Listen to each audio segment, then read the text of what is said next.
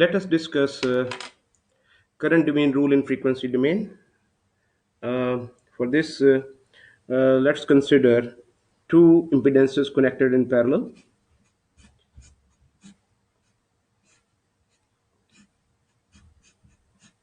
Two impedances connected in parallel to a current source here.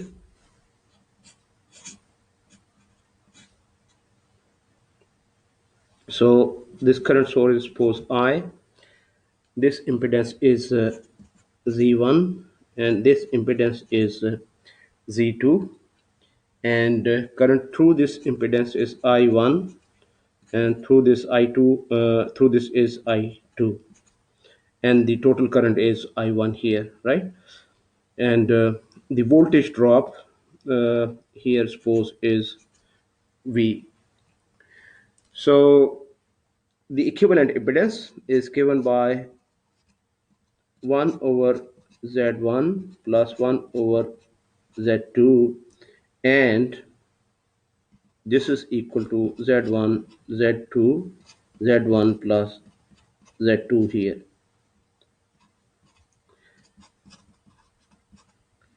So that means Z equivalent is equal to Z1, Z2 divided by Z1 plus Z2.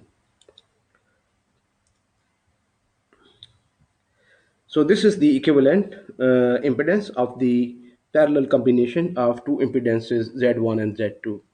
Now this voltage here, this is equal to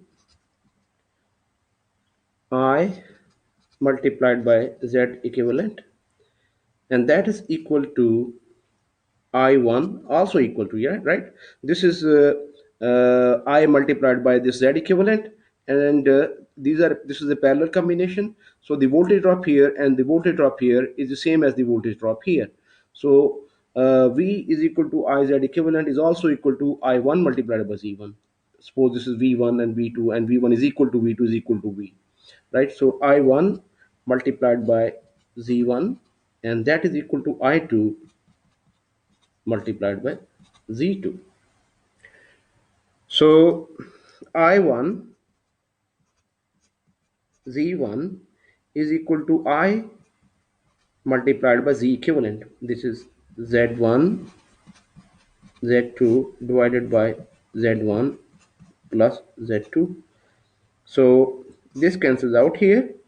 Sorry, with this Z1, this is Z2. It remains that way. So I1 is equal to Z2 divided by Z1 plus Z2 and multiplied by I, this total current I. So the current here I1 is equal to Z2 divided by Z1 plus Z2 multiplied by this total current here I. So note that this is I1 here, but this is Z2 here.